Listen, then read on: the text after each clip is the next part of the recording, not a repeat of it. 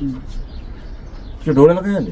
डोळ्याला लागलेलं आहे. चेक केलं का डोळे? चेक केलं ना तिथं. सकाळी जाऊन आलो डॉक्टरकडे तर उद्या प्लॅस्टरला नाही ते सूज काल जास्त पण हे झालंय का असल्यामुळे मागून? हा ना. दगड घुसले. दगड घुसले ते. एकाने पाय दिला इकडून तोंड. बापरे. ते दगड डायरेक्ट तिथं घुसले. इथं डोक्यामध्ये या बाजूला. तुम्ही काय भाषण घेऊन आले होते का? नाही, आम्ही सहज आलतो शिवजयंतीला. भाऊ होते आणि 7-8 जण होतो. ते नेमकी पुढे निघून गेले, मी पाठीमागं राहिलो. म्हणजे मी पायरी उतरतच होतो दरवाजाची. त्यात तेवढ्या झटक्यात मागून लोटालुटी झाली आणि डायरेक्ट पुढं पडलो. त्या झटक्यात पहिला पाय मग हे झालं टिचला. खाली पडलं ना, या बाजूने पडलं मी. एकाने इथं पाय दिला, असं सरकत खाली. दुसरा पण चांगलं फ्रॅक्चर झालं. हा, तो होता ना कोथरूडवाला आहे, माझा. एक मंचरवाला आहे, ते पण चांगले रात्री फ्रॅक्चर तो अर्धा पाऊण तास आहे ना. कोथरूडचं आहे तो. अर्धा पाऊण तास बेशुद्ध होता तिथे. नंतर स्वयंसेवकांनी उचलून मग खाली गेलो. नमस्ते सर्वांना, जय शिवराय. आपण आहोत चंदापुरी गावात. एक तरुण शिवभक्त शंकर राणे आपण पाहतोय की तो एक जखमी अवस्थेत आहे.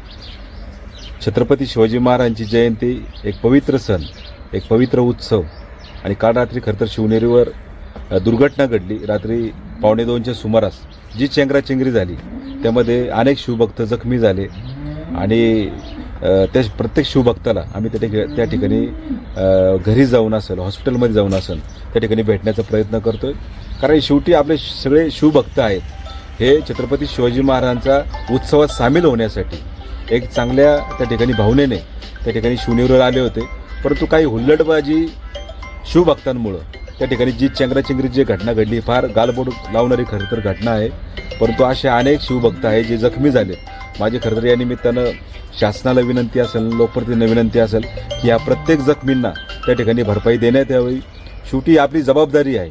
हा छत्रपतींचा उत्सव त्या ठिकाणी साजरा करत असताना खरं तर अशी दुर्घटना होणं खरं तर जुन्नर तालुक्याच्या दृष्टीने खरं तर आपण प्रत्येकाचा त्या ठिकाणी सन्मान करत असतो.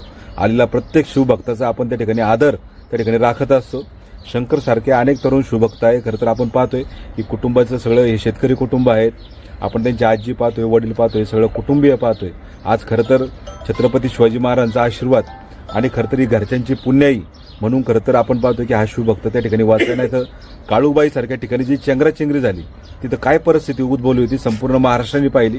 आज शिवनेरीवर रात्री ही चेंगराचेंगरी होऊन स्थानिकांनी असेल, स्थानिक ग्रामस्थ असेल, स्वयंसेवक असेल, यांनी चांगल्या पद्धतीने मदत केल्यामुळं त्यांना हॉस्पिटलला त्या ठिकाणी उपचार मिळाले. परंतु आपण पाहतोय की असे अनेक जण जखमी झालेत, फ्रॅक्चर झालेत. खरं तर यांना नक्कीच शासनाने त्या ठिकाणी मदत केली पाहिजे, त्यांना भरपाई दिली पाहिजे. ही माझी शासनाला मनापासूनची विनंती.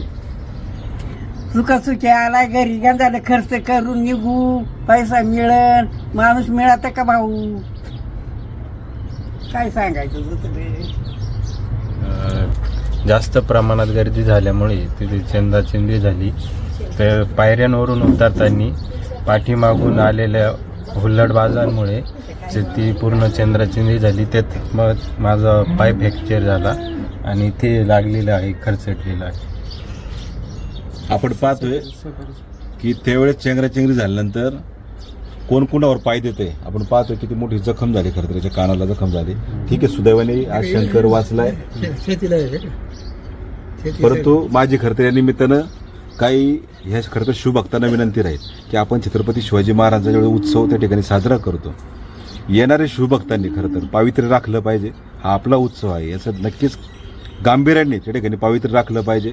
शेवटी प्रत्येक शिवभक्ताच्या मागे जे असतं ते कुटुंब असतं, आईवडील असतात, त्यांचे सगळे कुटुंबीय काळजी करत असतात.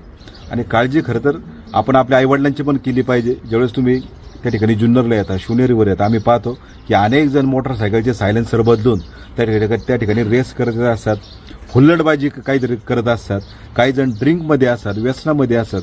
नक्कीच प्रशासनाने पुढच्या वर्षीपासून ह्या गोष्टीवर पण आळा घातला पाहिजे. कारण आपण पाहतो की याच्यामुळं असे काही जे शिवभक्त आहे जे सद्भावनेने त्या ठिकाणी येतात त्यांना पण त्या ठिकाणी नुकसान होतं त्यांचं. त्या ठिकाणी आपण पाहतोय ते पण त्या ठिकाणी जखमी होऊ शकतात. हे फार मोठं उदाहरण आहे.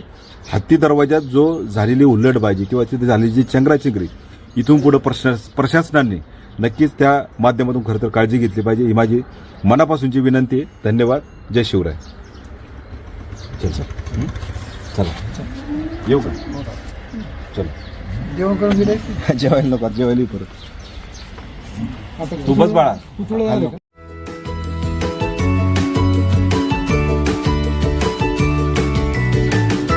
बातम्या शेतीच्या, बातम्या मातीच्या, बातम्या अन्यायाच्या, गुन्हेगारीच्या,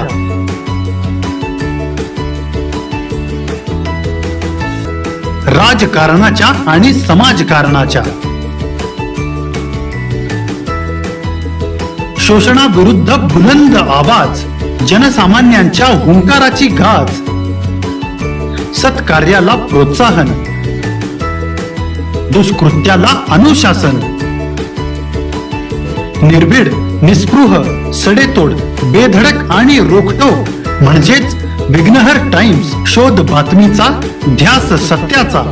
आपलं चॅनल, आपली बातमी. सबस्क्राईब तर कराच, पण बेल आयकॉनवर क्लिक करायलाही विसरू नका.